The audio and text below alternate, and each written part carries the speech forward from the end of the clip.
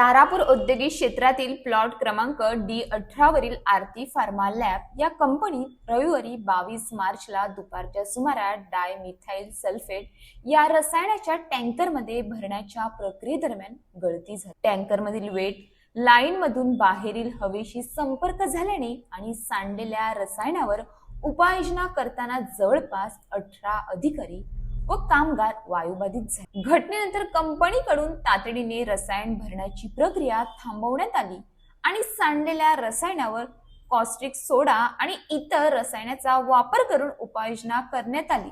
सुरुवातीला सर्व कामगारांनी 2:30 वाजण्याच्या सुमारास आपापल्या घरी परतले, मात्र रात्री 7 ते 8 वाजण्याच्या दरम्यान श्वास घेण्यास त्रास, डोळ्यांची जळजळ, उलटी आणि मळमळ यांसारखी लक्षणे दिसल्याने सर्व बाधित कामगारांना बेटेगाव येथील लाईफलाईन रुग्णालयात उपचारासाठी दाखल करण्यात आले। औद्योगिक व सुरक्षा संचालनालयाचे अधिकाऱ्यांचे म्हणणे आहे की सर्व कामगारांची प्रकृती स्थिर असून त्यांच्यावर वैद्यकीय देखरेखीखाली उपचार सुरू आहेत। या अपघाताची नोंद बोईसर पोलीस ठाण्यात करण्यात आली असून कंपनी व्यवस्थापनाविरोधात गुन्हा दाखल करण्याची प्रक्रिया सुरू आहे। ही घटना महिनाभरात तिसरी वायू गळतीची घटना असून या प्रकारच्या वारंवार होणाऱ्या औद्योगिक अपघातांमुळे परिसरातील नागरिक आणि कामगारांमध्ये चिंता आणि भीतीचे वातावरण निर्माण झाले आहे। सततच्या अपघातांमुळे कामगारांची सुरक्षा धोक्यात येत आहे, तर औद्योगिक व आरोग्य संचालनालय